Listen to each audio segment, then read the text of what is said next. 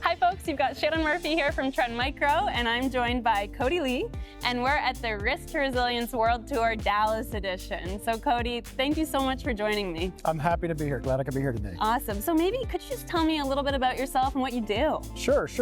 I'm the Executive Director of Technology for Weatherford ISD. I've been there since about 2007. Kind of worked my way up through the ranks. It's a great environment to be in, right? I get to work with great people. I get to help kids every day. Amazing. So it's just a wonderful environment to be in, and I get to do what I love. I get to be in technology. Excellent. So maybe tell me a little bit about that education space. What's really top of mind for you? What are your priorities?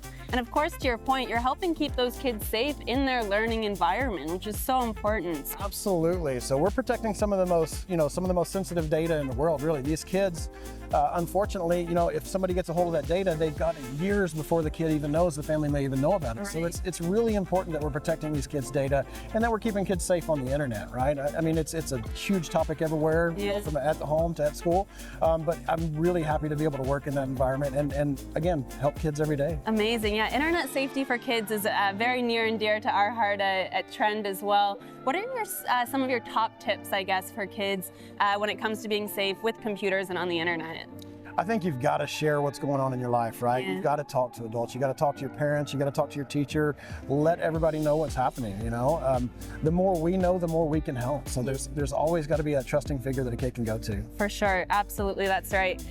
In the school environment, you have a pretty unique technical environment there. You have tons of endpoints. Sometimes you have multiple users using the same endpoint. So what's some of the complexity that you're dealing with from an environment perspective, and how do you stay on top of that? So I think we have all the same complexities that other businesses have, Sure.